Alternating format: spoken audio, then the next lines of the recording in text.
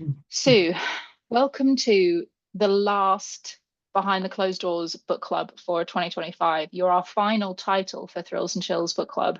Gosh. And that's massive for us. Like we've done five titles before you. No, four. Wait, how many? January, February, March, April. Four titles before you.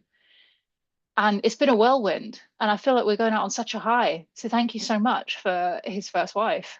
Thank you for having me. It's been great for me too. I mean, I think I said to you in an email, it's been so lovely for me, and I must, when everybody's there, I do want to thank them because every time I've gone on Instagram, there's been stuff about my book, and that's just so Mhm. lovely for an author because you have a book out and people are going to review it and say things about it and be nice about it, but it was just so lovely to have the recipe made and for people to Oh get my so gosh, the involved. amount of people that made the pasta. I was like, Oh, oh, yeah, it guys, was you're doing so brilliant. good. I just kept thinking, I hope I've got this recipe right. I loved it. So many of them were making their own substitutions. Someone Yeah, messaged and they were like, I don't love wine, so I'm gonna make it with Coke. And I was like, what? That's absolutely. that's wild, but it worked. Apparently Yeah, it was amazing. So yeah, yeah, that was huge fun. Watching people make the pasta dish from the book was yeah, huge fun.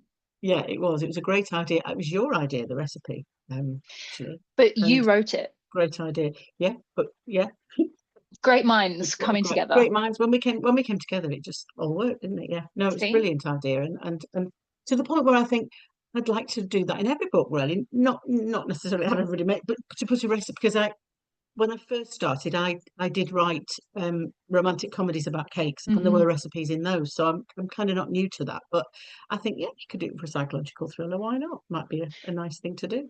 You definitely could. Like, and it doesn't have to stop at a recipe. It could be anything that makes the book even more immersive. Like, I love a playlist. Like, if there's a particular Oh, album or a bunch of songs that an author listened to whilst they were writing, or that matches the vibe in a particular way, I love sticking a playlist on, reading that book, and then just being completely awash with the vibe that the author that's a wanted to really good create. idea. Yeah, that's a really good idea. I mean, I do have an Instagram account for a character that I wrote for another publisher years ago, and that's got the character's got an Instagram account, and that's quite interesting. And I think I might do that again. It's quite tempting to do that again.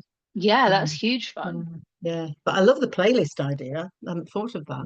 As a writer, I can't write unless there's anything but silence, so I Yeah. don't have playlists. But it would be great to have one in the book.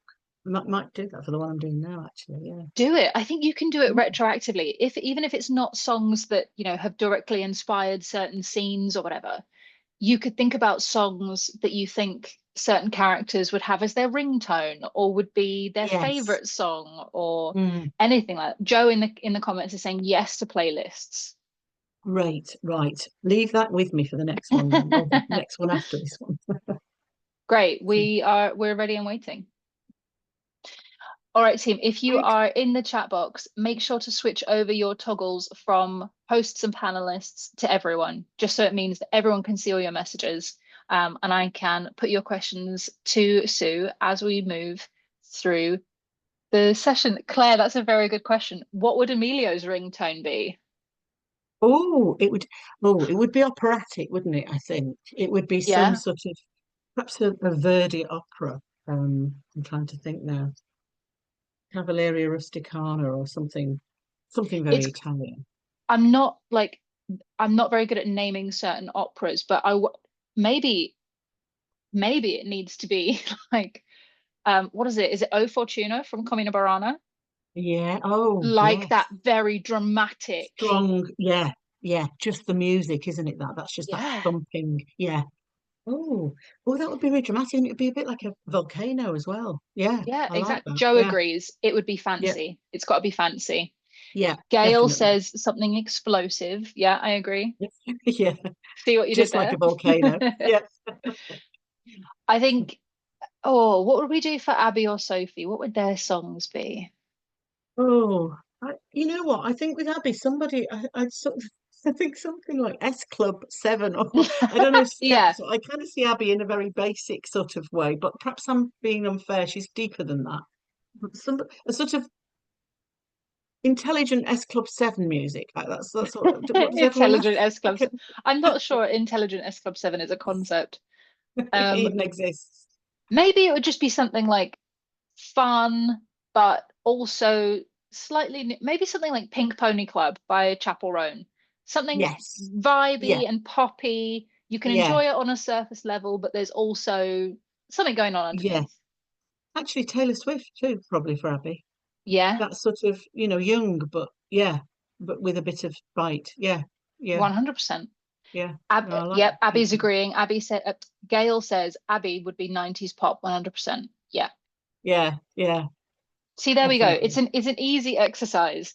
I like this. And actually, as an author, if anybody out there is writing and wants to write, these are the kind of things. When I went to a very basic class when I was still working in television and I wanted to write, and I'd done a degree in English, so I knew about text, but I just wanted to know how I could begin because it's that blank page. Mm, And so for me, what we did in this very basic class I went to, and she was a great teacher. It was just looking at things like that, their favorite colors, your characters, and if you smell basil, what can that evoke? That these sort of basic things that you can create characters from, you can create settings from, and those very basic things that actually, when you're not writing, you don't think about. It's obvious when you're a writer, but if you're not yet a writer, those very basic things, if you go through that, and even now I still do think about what their favorite color would be, or what, yeah. as I said, the music is a really good one too. Is very good, but I hadn't thought of it in this particular book, so that's interesting. Yeah, the You music know what? side. You've got me in a really like wild place now because now I'm thinking like, if I could smell your book, what would your book smell like? And I already know the answer. It would smell like when the sun has been on like vine tomatoes and you can Oh, smell like a hot basil tomato pre-cooking. yes, It's, oh, you know what it definitely. is? There's a candle that I think maybe it's by Joe Malone and it's called like green tomatoes or something.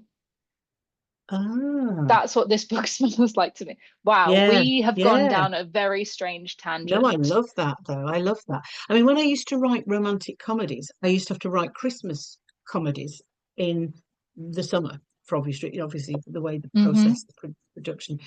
And I used to always have Michael Bublé on in the background and a Christmas candle in July, Yeah. So it's true. And I think that's a really good point, actually. Again, I need to resurrect these things. I've forgotten about these things.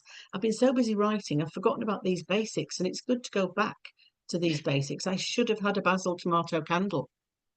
It But would have this been is a better great. You book. know, you're now writing not the next book, but the book after that. You're going to be Yeah. thinking about what kind of candle you want, what kind of playlist you want. And it's about a couple locked in a house pretty much. Not literally, but it's quite suburban, and it's going to take some challenges, that I think. Yeah. So yeah, I think I need that kind of thing in it, actually, so I can, Hmm. really, I don't have Sicily to lean back on. You don't. And you know what, I was thinking about this before we started. Like I don't oh, everybody in our read along is spread quite broadly across the United Kingdom, but down south it has been the hottest day ever today. It's so, so warm. And I was thinking about it Yeah. as we were getting ready for this session. I was like, wow, this is really like immersive marketing at its best. We are in the heat of Sicily And of today course, for this. yeah, and the week before the book came out, Butler erupted. So Yeah. you can't pay for that kind of marketing, can you? I mean, How you so organize that, I don't want to know. What deals you've got with the devil to organize I that kind of stuff. I never reveal my secrets. Okay, perfect. Let us dive into some of the good stuff. Let's start spilling some secrets. Hmm. Okay. Where to start with this book? One of my favorite things about the read along concept is obviously I read the book way in advance, way, way in advance. And then I write the questions, and then that goes through a whole like process of getting them signed off. And then almost by the end of the campaign, that's when we get our readers in, and then they get to read it, which is huge fun. Yeah. And I'm just sat there in the DMs waiting for them to get to certain points of the book. And I'm sat there like, like Isn't this brilliant? And my favorite thing was to see so many messages coming in at certain points, just being like, oh my God, that ending. Oh my God, this bit over here. Oh my God, absolutely fuck this character. You've managed to write characters in this book that are so hated, are so frustrating, but in a way that make keeps your readers on side. I feel like it's very easy to write a character that everybody hates, and you hate them so much you don't even want to read about them anymore. You hate your characters for their human, flaws, but in a way that I can't stop reading about them. Yeah, I love writing about flawed characters. Obviously, Mm, they're far more interesting, and it's a fine line. I think what you've got to, as a writer, you've got to make them interesting without being so hateful that, I think they've all got some vulnerabilities. The yes. characters have all got some vulnerabilities. And I know Sophie may seem on the surface to be quite amenable and a little bit naive, but all the time she is so determined and she's actually so strong. She Mm, set out from the very beginning to get Emilio. She mm, just saw him, she wanted him, she was going to have him. And if you sort of when you read the book, you realize that her relationship with Simon was from childhood, really. That sort of mm, they were sort of childhood sweethearts. So she emotionally, and I've seen this with people I know in the past. If you don't have that growing up relationship, and you're with the same person from being sort of 18 to sort of 25, 30, whatever, you may not grow emotionally. I mean, you probably do, but in some cases people don't. So you mm, come out of that relationship, a long-term relationship, from being 16, you suddenly, like Sophie, she's suddenly in her 30s, and she's not been through all the processes. She's not had the watersheds that many of us have had. So she's come out of there and she is naive, but at the same time she's got this real hard edge to her, which we see at the end. yeah. She will do anything to get what she wants. And I Yeah. just think it's just fascinating, that kind of character. And I think that's what I wanted her to be all the time, to be steely. And perhaps I hope it showed the very fact that she went to live in Etna with this guy. I mean, Yeah. who would do that? And I mean, that was what inspired the book, really. While I was there, on holiday. It was just on holiday 2 or 3 years ago, and I thought, I've got to write about this place. It's like the moon. It's just Mm, nothing and everything. It's weird, and again, sort of depending on her mood and how she was feeling, it was either the most beautiful silver place on earth with glitter, or it yeah. was the darkest, greyest. And I just think that sort of setting, in a way, was the most boring setting I could possibly find on Sicily, and yet Hmm. it lent itself to her moods and her situation, really. A bit like Yeah. Tessa the D'Urbervilles, when Tessa the D'Urbervilles is like this lost angel Claire, and she's in a great big field of turnips, and it's dark and grey, and it's that kind of feeling that her love and her relationship is reflected in the obviously in nature, really. 100%. It's something that you do so masterfully, is that you make us feel a certain way about a character, and then you explain why that character is that way. Like Abby with this like annoying, clingy, claustrophobic. Why are you here all the time? She's just a girl.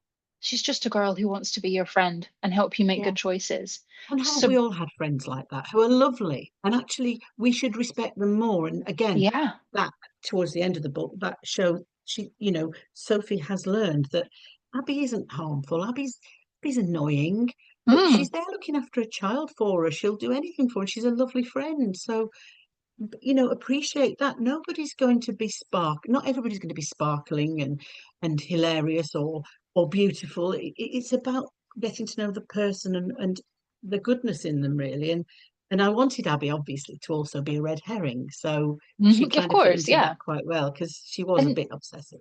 the same with Serena. You're looking at this very, again, annoying character who just seems to pop up in all the moments where we're kind of wanting Amelia and Sophie to get together. And it's like, oh, you again here to ruin the day and annoy it. And actually, when we learn about Sabrina, she's actually incredibly like lost without Gina. So Yeah, she doesn't know where to go. She doesn't know where home is. She doesn't know who her people are. yeah, So that's it's that very like true. backup of characters, which is just so good. Yeah, I always think if you're going to do flawed characters, it's a harder job in some ways, in that you do have to provide a backstory that Yeah. you know it justifies their behavior, at least to give some reason. If not, if readers don't like them, that's fair enough and that's good, but they have to understand them, and that's Yeah. there's a subtle difference really there, understanding the characters as opposed to liking them really. And in the Yes. end, who's really worse? Sabrina didn't kill anybody, but Sophie's about to. Yeah. So, who's the baddie really? And I Yeah. love that as well. That's the way characters can do that for you. Because I knew all along Sophie was going to do something, but I wasn't quite sure what. In fact, at Mhm. one point, I'll be honest, as I was writing it, Sophie was possibly going to be Gina's killer, and Yeah. she'd planned it all ahead. And that was kind of the way it was going for me. But then it just Okay. sort of Marianne came along, and just I thought, yeah. And I did wonder if I'd done the right thing there, but one or two people in the read along said, "Oh, I wonder if Sophie's behind all this." And I thought, oh, I'm glad I didn't do that then, because I thought that would Yeah. have been really. But the problem is, people are so good. The readers are so good because they've read so many thrillers. They know what to expect most of the time, and so it's difficult to second guess your reader as well, really. Yeah. Of course. I think readers nowadays, particularly I think within the big genres like fantasy, romance, crime, we're all so voracious. We read like it's going out of fashion. Some of the team in the chat today, obviously it's the first day of a new month, so we've been talking about how many books we read last month. And so Yeah, many of the people were like, oh, 10, 15, 17, 22. I'm like, excuse me, how is an author supposed to come up with an idea that surprises you and shocks you if you are reading yeah. this many books? But let's It's talk about true. Marianne because she did surprise me. And I was almost frustrated that I didn't see it, but in the best Oh, way, good. Oh, in a good. very I'm glad, because I satisfying wondered if she way. might be too obvious in some ways because she was such a big character.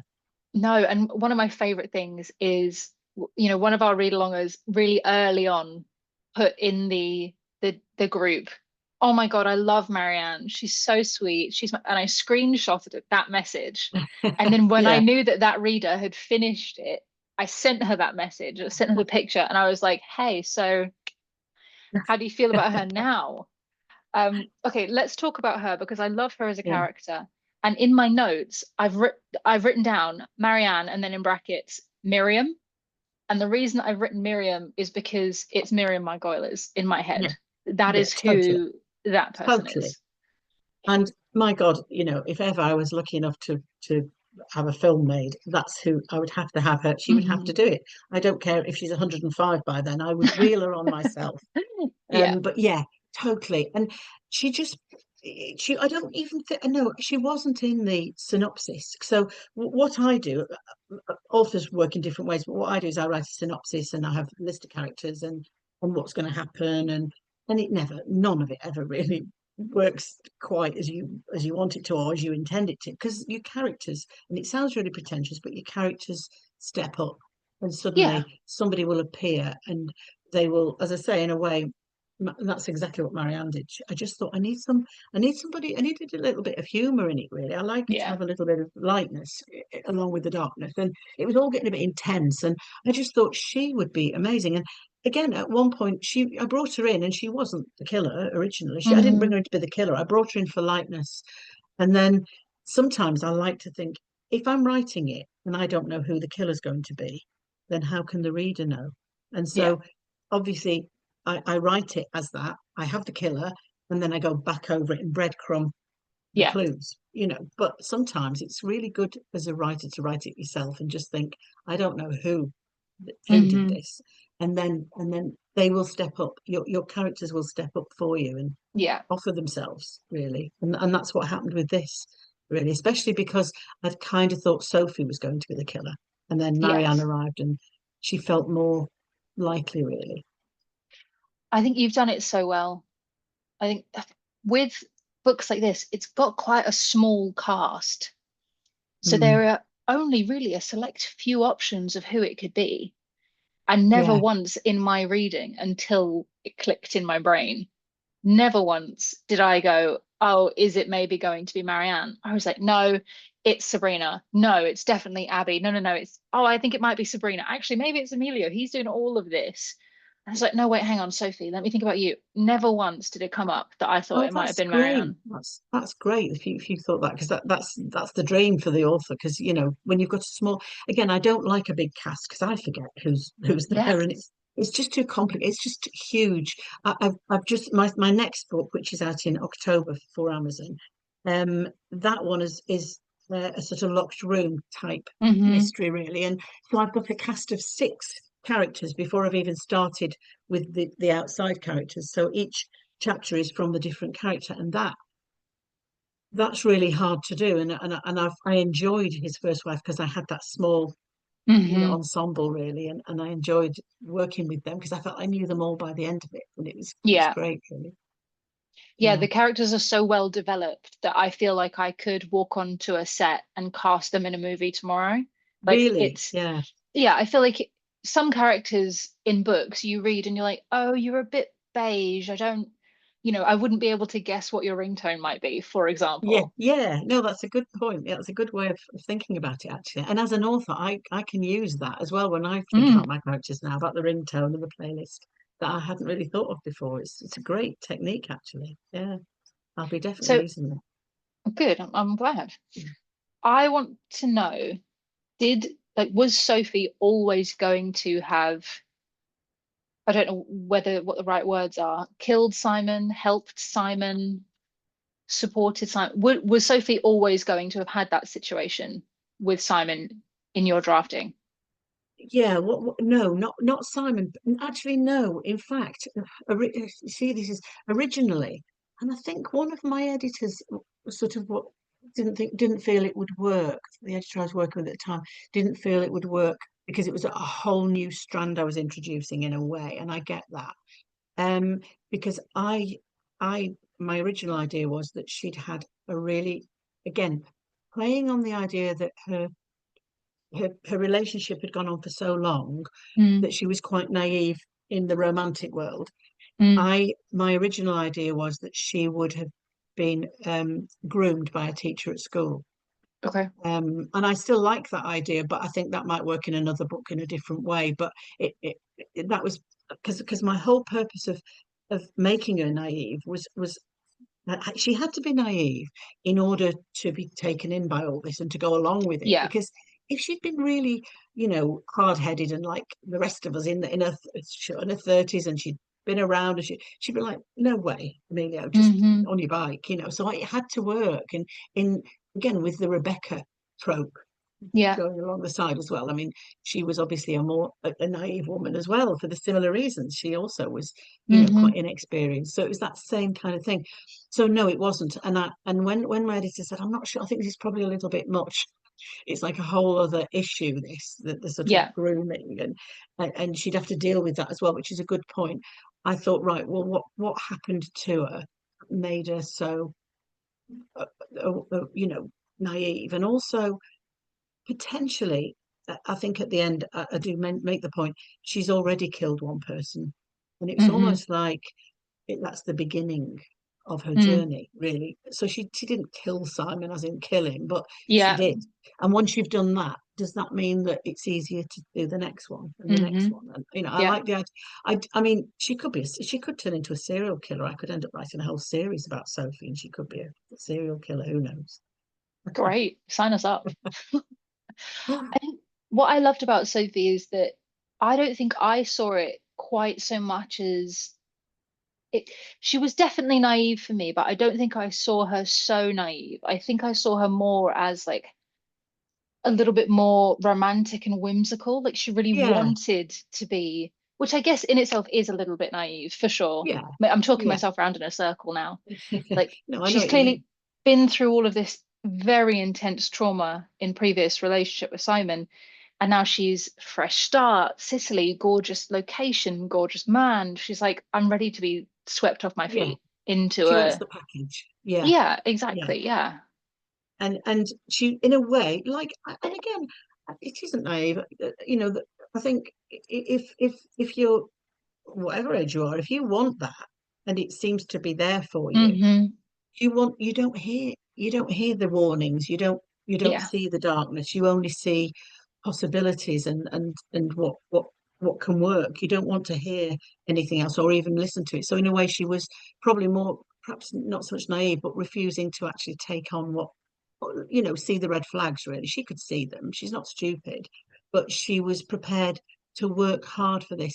And in the end, she was right, because he was okay for Emilio. Her Hmm. faith in Emilio came through, because he wasn't a baddie, and he wasn't he was a little bit cool sometimes, a little bit cold sometimes, and who isn't? And so Hmm. he didn't fit into that perfect, but he was quite brooding, like the volcano, and I wanted that sort of Yeah. idea. And a little bit unpredictable. But yeah, I think that probably worked in his favor in that way. Mm, Yeah, definitely. And I mm. think it was nice actually that he throughout the whole book we're looking at this, all of the women in the room are looking at this man going, no, it's definitely okay, no, never mind, don't worry, it's actually her. So one of my favorite scenes is towards the end, and it's when Sophie is in Marianne's house, and it's when everything kind of sinks into place and she Yeah. realizes, and I think it's maybe the scene just before she's drugged, or it is the scene where Marianne drugs Sophie. Whatever it was, that scene, I could picture it in my mind so clearly. But I know from previous discussions with you that you are very intuitive in the way that you write. These scenes just come to you as you go. Were Yeah. there moments throughout the book where you were like, no, no, no, this is a pinnacle moment that has to happen, and I really want it to look like this? No, no, I think I'd like to say yes. I'd like to say it's already planned out and it's all, If but it's in a not way, planned, it's even more magical because it just it, happens. I wish it, believe it or not, I do wish sometimes it could be. I'm struggling on the book after the next one at the moment, and it's all there, but it just needs tidying up. It's a bit like, and I'm Hmm. a bit messy all round. I'm just messy. So yeah, I think there are certain things like finding the cigarettes, finding the Yeah. Japan, and sort of that moment for me was like, oh, she's found that, and it's interesting. It must be the way different people's brains work, but some writers, you just find that if you let it take you there, Mm. it will get you there in the end. And it's not an easy place to go to, but sometimes it will take you there. And so Hmm. no, I didn't plan it quite like that. And as I say, at that stage, even then, I probably wasn't completely sure it was Marianne. I wasn't sure. Do I do another twist? Do I do it? Do I twist it again and twist it again? But she just seemed to fit the bill by then. And I Yeah. like that she again, she was another character, very vulnerable, and she'd Hmm. she'd fallen she'd fallen for Emilio, because he, again, I thought it was quite interesting that she'd fallen for him because he was charming. He could be charming Yeah. and he's handsome. And even though she was an older woman and she wasn't classically beautiful or and a bit eccentric, she still believed that he could love her. And I think sometimes some people make you feel like that. They make you feel special. And he had that way of doing that, even to Marianne. So I think that was part of that, really. Yeah. Yeah. But Hannah's no, put it in the wasn't. chat box, we feel sorry for her. Don't Yeah. like when you Yeah. realize That's all a of the really kind of good point. layers around her. Yeah. And she had this great talent as well, but Hmm. she's got lots of money and this amazing talent, but her life is quite empty. Yeah. It's so empty that she hangs on to groups of other people. She hasn't got her own tribe. She just Hmm. hangs on to other people's groups, really, which, yeah. No, that's interesting that Hannah said that, because that was what I wanted, really, the sympathy, really, for her. Sylvia's put it perfectly as well. She said she had that great strong woman exterior, but inside she just wanted to be loved. Yeah, Isn't that yeah, what we all want at the end of the day? absolutely. If we're honest, that we can Yeah. we can be who we, could stride the boardroom and everything else. But Hmm. actually, yeah, no, that's a really good point. Yeah, yeah. Okay, so we love Marianne, even if she isn't, you know, She totally a was a good little. egg.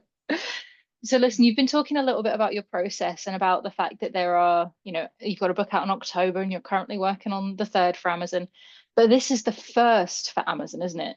So would you It mind is. giving us a bit of insight into what that looked like for you, what you were doing previously, and then where the Amazon. Yeah. Yeah, I mean, I started 13 years ago, I think it was, writing, and I wrote, as I said, I wrote romantic comedies. So I've got about 10 romantic comedies that I had published with a different publisher, and they were going really well, but I kept trying to kill people. So in the book, and my editor was like, "Do you really? We can't do this. We can't keep doing this." So we moved. I eventually I said, "Oh, please let me have a go at a psychological thriller. It's what I read. It's what I do. I live it, and I never thought I could do it, but I think I might be able to do this." And they sort of gave me very kindly. Gave me the chance, and so I wrote my first book, which was Our Little Lies, which was the first thriller, and it did incredibly surprisingly well, and everybody, including especially me, were really surprised, because I just wanted to do it and then go back to romantic comedies. I was just trying it out because it was like a bit of Yeah. a bucket list. Oh, I want to do this, and I think I've done about, I don't know, about 14 thrillers since then. I've never stopped, and I'm very much at home. So um about well, 12 months ago, I started with Amazon, and I was with Book Couture until then. And I came to Amazon, and I was offered a 4 book deal. And the first book is His First Wife. And my editor was wonderful. I gave her just a few ideas, and she said, "Yeah, this sounds great. Let's do it," and we sort of worked on it together. And um, as I just said to you earlier, as we know, my editor has now selfishly gone and had a baby. So I'm now, Abandoned, you have been. I've been abandoned. So But rude.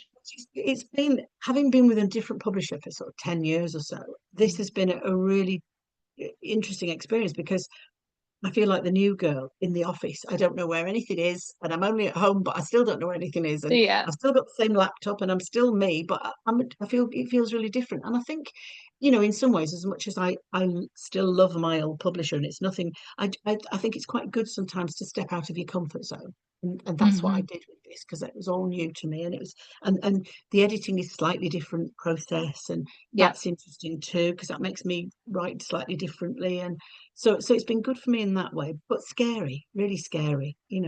and as I say, I've written second book in the 4. Has It's not a series, but it's the second book in my contract. Has been finished, and now I'm writing the third one now already. So I'm quite a way ahead, um Yeah. and as we were saying earlier, it's almost hard to remember what happened in this book now, because I'm 3 books down. But Yeah. but this has stayed with me, fortunately, and I do know who you're talking about, which is good. That's good. That's good. Yeah, yeah, God, it's amazing the speed with which Amazon in particular moves in comparison to other, yeah, slightly, more like legacy publishers. yeah, Amazon is quick, and I think it's good. I think it's, well, I mean, it's good for consumers because we're voracious readers, as we were saying. We want the yeah. next one and the next one and the next one.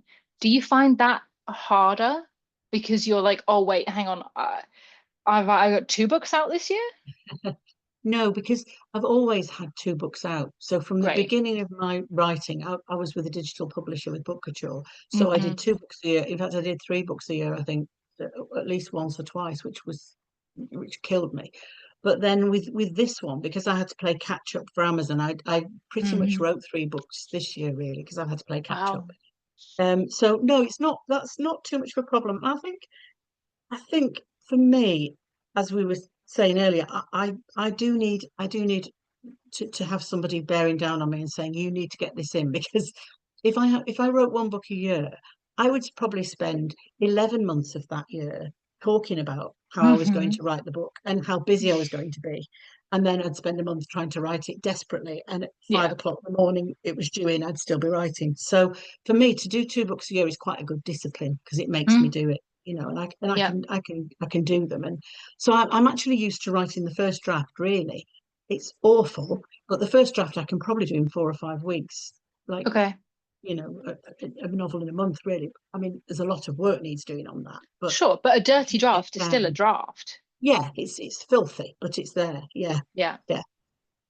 Gail's put a really interesting comment in. She said, I would be accidentally doing crossovers between them all if I was writing multiple books at once. And actually, I really love that Yeah, concept. Like in obviously like his first wife is our world. We know that world. It's us. It could be happening in Sicily right now. Mm. Is there a world in which book two in your contract could exist in the same world? Like, Yeah, Is Sophie living in Sicily in book two, yeah, for example? yeah. No, that's a really interesting thought because I think John Mars sometimes crosses over, doesn't he? He does. Yeah, Yeah. and Like I the love books are that. And entirely unrelated, but yeah, occasionally like he a picks brand up will on, be the same or a and it's character will, yeah, yeah. and they're in Mars world, aren't they? Really? Yeah. Yeah. I used to do it more in the rom-coms, to be honest. I did it Yeah. in the rom-coms, and I haven't done it in any psychological thrillers. But yeah, I think that could work really well. And definitely, if there was something, um, I think in one of my rom-coms there was a film star, or she was a talk show host, and she was referred to again, and it Hmm. was like, yeah, it was my world, and I sort of had those characters come and go, and there's no reason why that can't happen again, really, and particularly now with Amazon. Now I've got this sort of, the four books. I can sort of, like you say, the book I'm writing now, I could. Somebody could have a friend who's in Sicily and having a hard time, Yeah. and she calls Sophie, and it could be, so yeah, definitely. I like that idea, that crossover. Yeah. As a reader, I love that because it's almost like a small, it's definitely an Easter egg, but it's like a Yeah. little reward. It's like, Yeah. if you know, you know. Like, if you've read a few of my Yeah. other books, you'll know that this appeared here. And you're my And girls kind of thing. Yeah, Yes. exactly. Gail has nailed it on the head. She said Yeah. Emilio would pop out of a Dior shop in the middle of another thriller. Like, Oh, imagine one of your yeah. characters is just like bombing down Mayfair for whatever reason. She's running and she bumps into this hot Italian man coming out the Dior store, and you're like, Yeah. go away, get out of the way. And then she just carries on with her story. Yeah. Like I little love things like that. that. Was Lisa that Gail, Jules did you done say? it. Is that Gail? Yes, Gail in the Yeah. comments. Thank you, Gail Gail. I Force love that reads. one. If I ever use that, I will definitely credit you with that one. I love that. Yeah. Sorry, Lisa Jewell did you say? Lisa Yeah. Jules done it. I think again, it's just super basic, but like the concept of everything that she writes exists in the Jewel verse. And I think it was Yeah. something as small as there were two characters having a conversation in the room, and then one of them leans over and turns the TV off because the news that's playing a breaking news story from another book that she's written, they just turn it off because it's too Oh. loud or Oh, I something. love that. So it's Little that little things like that. reference, isn't it? It's like belonging to a secret club, isn't it, really? Exactly. It's Yeah, I love exactly that. that. Yeah. Like, it No, doesn't as a take reader, I away love that. Yeah. anything from the readers. Like, if it's the first Sue Watson book I've ever picked up, it doesn't take anything away from the story. No. It's still an excellent book. But for those super fans, it's Yeah. like we're in a club. Yeah, That's a great Sylvia's idea. doubling down. She's like, yep, exactly. I love knowing the detail. Oh, I'm sorry I've written the second one now because I can't, but I'm on the third one, ladies. So I will try and produce Emilio or somebody at least, and some We'll be reading Sicilian it. We'll be reference. reading the third book and we'll all be like, oh my God, page 77. Did you see it? Did you see it? Okay, so obviously you are a writer, but you're obviously also a reader. You've mentioned that you love psychological thrillers. I'm going to put you on the spot. What are you reading right now? What are you loving? What's been the best book Oh, that you've read? well, because I think I actually find it hard to read psychological thrillers because though I do, that's what I read because as a writer, I don't want to be influenced for a start. And if it's a really, really good one, I just feel like, why am I bothering? Yeah. And also I don't want any subliminal ideas to go in. But having said that, I do love, and I've not read her before, but I on audio because I did a couple of long journeys recently, and so I had time because I don't like to read while I'm writing because it really does Hmm. go in. You've got to be Yeah. really careful. It was Loreth Ann White. Is it Loreth Ann Hmm. White? The Swimmer, Oh, okay. an American, and it's quite it's she's written quite a few, and I loved it. It was really Mm. twisty, and it was a psychological thriller, and it was rich people, and yeah, it was great. I loved it. I don't say that Hmm. because it is so twisty. I could drop myself in it, but It's so some hard great to recommend characters. thrillers sometimes, isn't it? Yeah, Because it you're like, is. I loved this book, but I can't tell you why. Why? Because there's a moment in it. I think it's about halfway through, and I thought, "Oh my God, why didn't I think? I didn't think about that." It's Yeah. just such a great twist at the middle. In the middle, that sort of mid twist is great, and I thought, "Yeah, I'd love that. That's something that I wish I'd thought of." And then you think, "Damn, as a writer, it's like Yeah. spoils it because you think." I feel like that. I feel like I'm agreeing with you, but what I actually mean is I find it hard to think about ever like the ever concept of writing a book when I'm surrounded by all of these amazing books and twists and novels. And I'm like, oh well, Yeah, maybe one day. yeah, and that's true because I talk to people and they say, oh yeah, but there's nothing new, and of course there is. It's the way you tell it. There's nothing Yeah. new, but it's how you tell it. And I often think with my own books, I mean, look at me, Rebecca, this one, so Yeah. w- it's not new, the idea, the concept, but then it's Hmm. how you introduce your own characters and your own ideas into that. Yeah. So, it's true. I know what you mean because I sometimes feel the same, especially if I've read a really good one. I think, well, I can't Yeah. even, compete with that or do anything as good as that. You do feel like that, however many books you've written, you're Did always you ever trying write to like think of, did you ever write those writing exercises where I did it at university, but it was like, here is one subject and here's another subject. And it was almost like a lucky dip on both. And then you had to write something that matched the two of them. And obviously, it would be like such a novel concept. These two things would never match. For me, thinking about this book, your first one is Rebecca by Daphne du Maurier, and the second one is the like geological breakdown of Etna. Like those two yeah, things, when you say them, you're like, well, how on earth would you ever make that how work? could And yeah, the it's answer true, isn't is it? it does work. Yeah, yeah. It is interesting taking something completely different Mm, and I think, and particularly, and I do love settings. I think settings are a big thing for me, and a lot of my books are destination thrillers, really, sort of. yeah, Not all of them, and the next two aren't really that I'm doing for Amazon, and probably the next, in fact, all four are. This is the only one. But having said that, sometimes my setting can just be a beautiful house, yeah. and I make that another almost like the other character, and I love that about it as well. So again, it's fusing two different things together. It's like a beautiful house, but something terrible happening, and those kind of Yeah. things. It's And I that. think that's what makes it so texturally like rich. Yeah, It sounds cliche to say, oh, the house is another character, but it is. It yeah, is. That's why this setting is so brilliant. With this one, we've been talking about pasta. We know what the tomatoes smell like. All of these things, they all just yeah, contribute to what makes this novel novel. yeah, yeah, yeah. And I think, and I feel I was lucky to go there and just get, and I think somewhere like Sicily, it's about again identifying when you're there. Sometimes, Sicily sounds lovely and beautiful, but there was this dark side. Yeah. This underbelly really, and this you've got this history of the mafia, and I mean that isn't really mentioned, I don't think. I did in one draft. There is mentioned in one draft. I think Abby talks about it, but I'm not sure if that's stayed in now.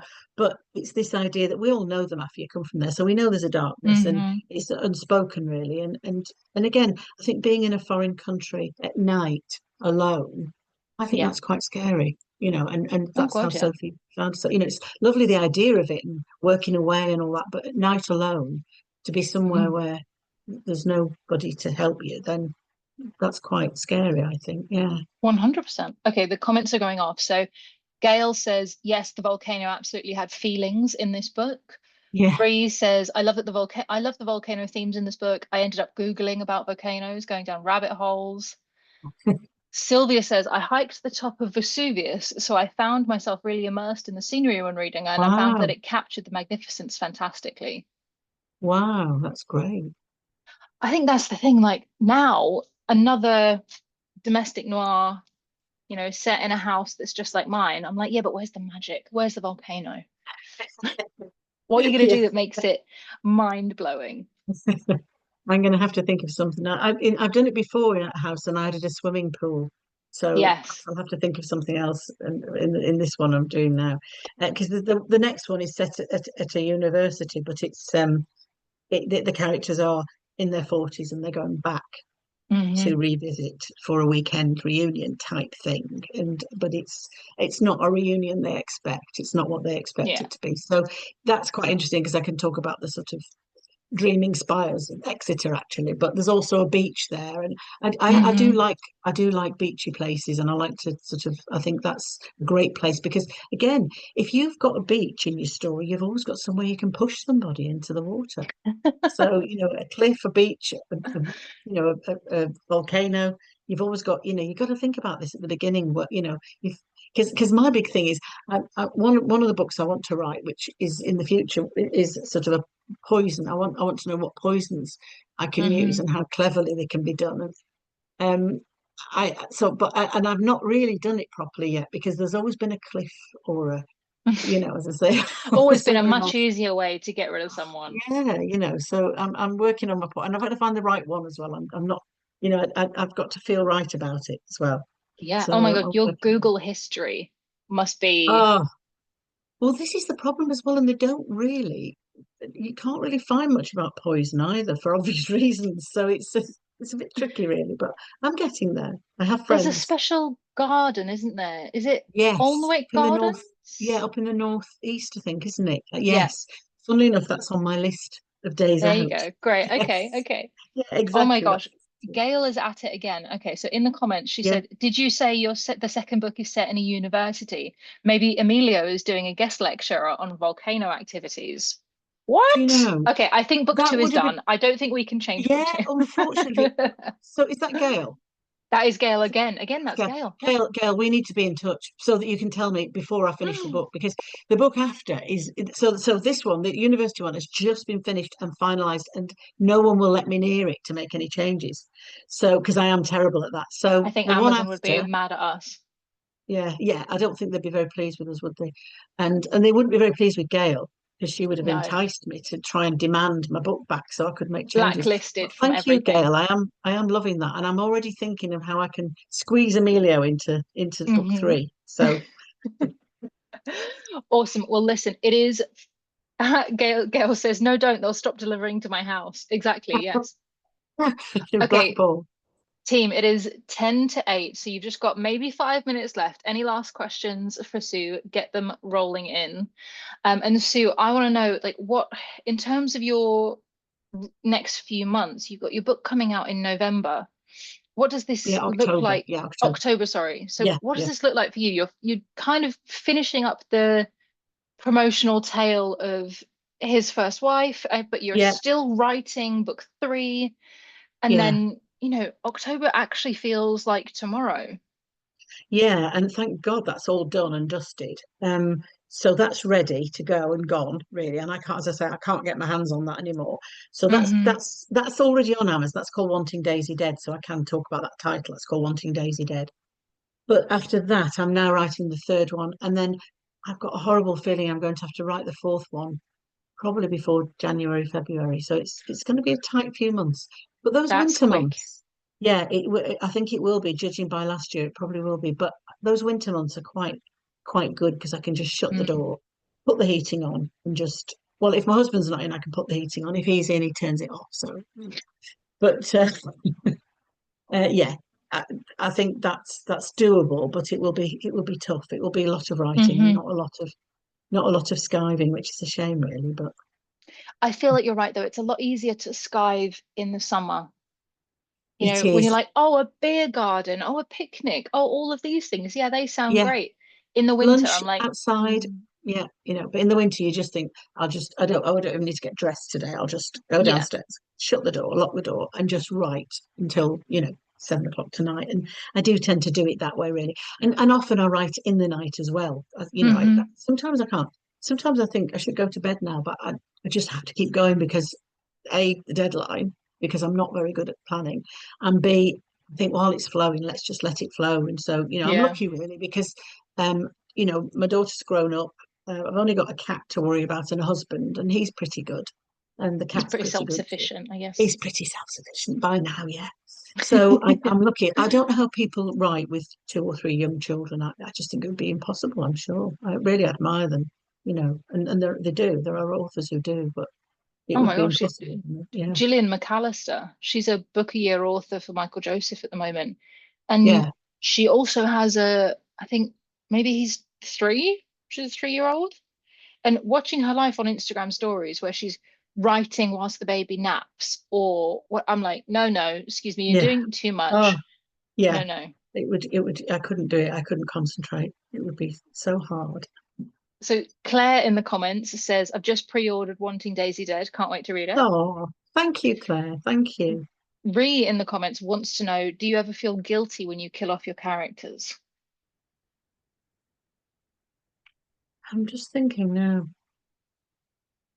No, No, no, no. no, no.